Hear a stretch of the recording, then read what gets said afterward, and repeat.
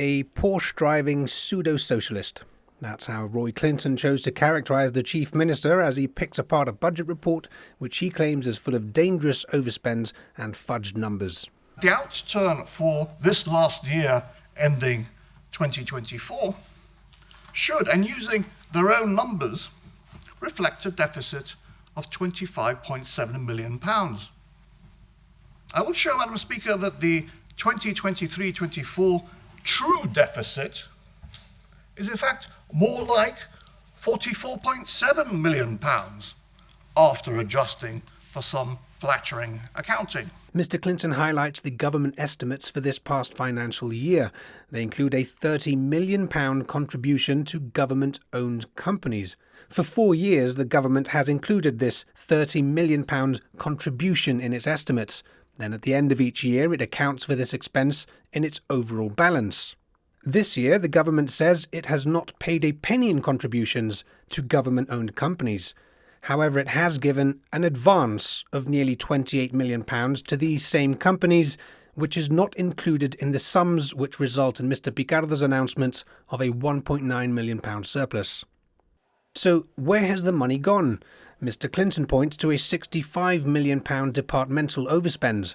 An incredible net £65.1 million overspend, and that compares, Madam Speaker, to a departmental overspend of £53 million in 22-23.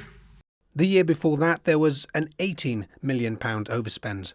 Most of this year's figure is down to the health service, which came in £57 million over budget.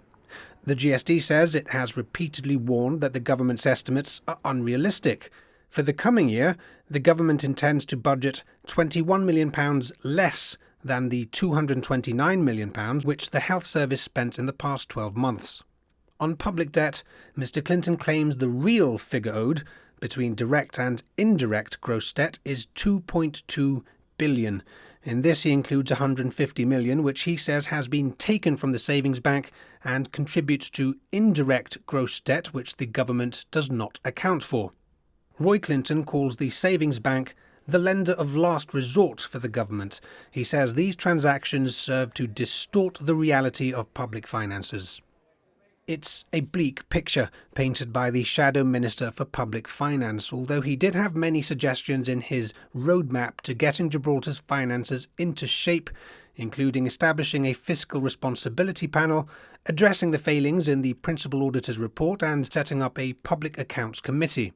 That said, he did not appear to hold much optimism that his recommendations will be followed as he closed his address.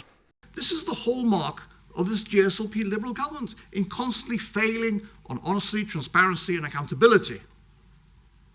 And so, Madam Speaker, there is nothing further I can say other than I live in hope that one day, we will have an honest and realistic budget presented in this place, rather than the rather pathetic car crash we witnessed this week. Thank you, Madam Speaker.